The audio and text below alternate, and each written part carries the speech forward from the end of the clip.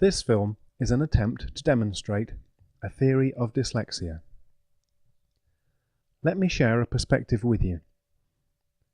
Let's say the moment dyslexia begins is the instant when a person starts making sense of something they have seen. Let's watch George. He wants to remove the front wheel of his bike. He looks at his bike with his eyes. Let's call this part of the process gathering visual information, or inputting the raw material which is George's starting point on his way to understanding. I think it's fair to guess that each individual's experience of this journey would be unique. To speak in general terms though, and for the purposes of this example, let's say George is a picture thinker.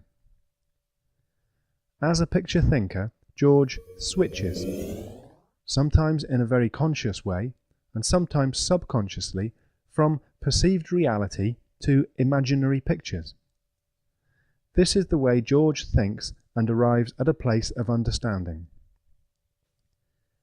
As we can see here, George's mind's eye view of his bike is three-dimensional and moving. His imagined pictures appear to him as a near reality experience. Of course, the big difference is that George is creating the images in his imagination.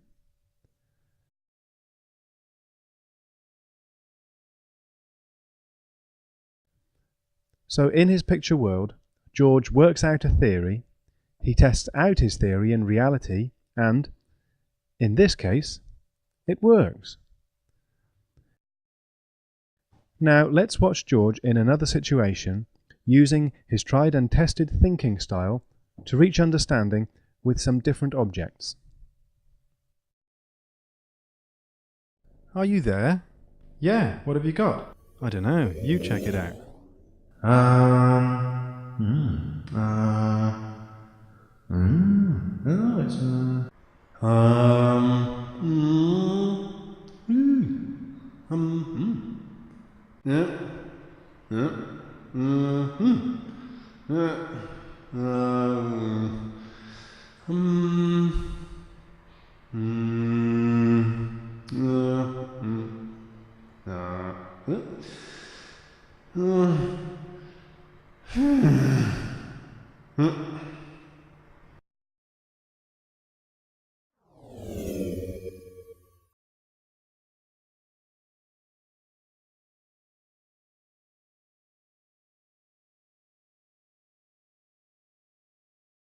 Okay, what about this?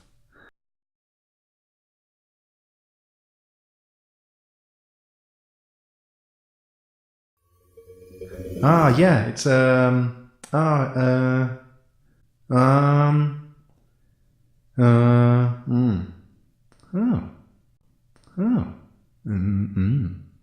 Have you got anything interesting?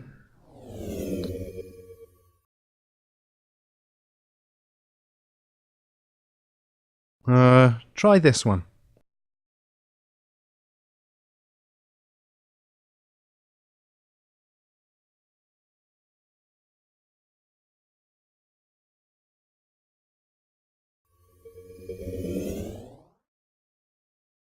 No, this is, oh yeah. It's, oh, I know, yeah, it's, oh, I've seen this, it's, no, I just don't get it. What are we going to do? George, do you know about your orientation point? No, what's one of those? It's a special place where you ask your mind's eye to go. Ask your mind's eye to sit here and see what happens. Okay then. What do you think? Shall we give it a try?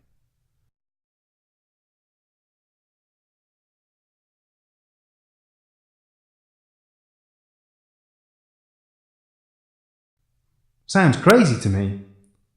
How am I going to do my thing from here? Maybe you don't need to whiz off all over the place with this stuff. Maybe just see it from where you are right now. but I always whiz off all over the place with everything. That's my job. That's what makes us such a good team. Good at taking bikes to bits and all that kind of stuff. All I can see from here is your hat. Okay, let's get rid of it. How's that? It feels kind of, calm. I feel balanced. Sort of grounded. Centred. Do you know what I mean? Yeah, I feel the same. Relaxed, yet alert. It's like someone's turned off all the chatter. My perception feels clear and accurate. Are you saying I'm a chatterbox? Well, yes. It's good that you're a chatterbox. Sometimes. I want you to be sometimes. Try sitting still for now, just while I look at this. Okay? Okay. What are you doing? Oh, whizzing all over the place and being a chatterbox. The idea was to look from here, like we agreed. Oh, yeah.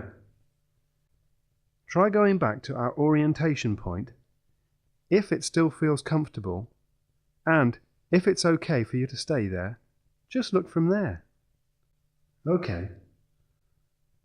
Okay, what do you see from there? Well, all I can see is a flat shape. That's it! What do you mean, that's it?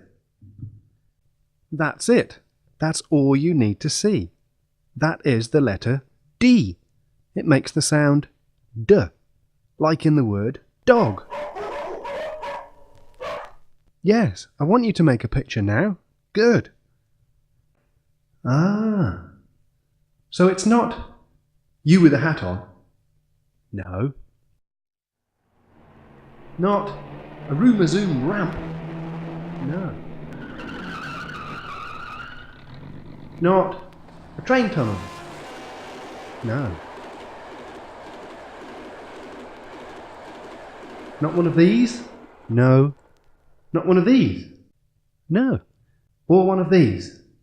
No. It could be any of those things, if you make it that way. If you park up just for a minute on our orientation point, then I can see clearly what I'm looking at, you can see clearly what you're looking at, and we can be certain that what it is D.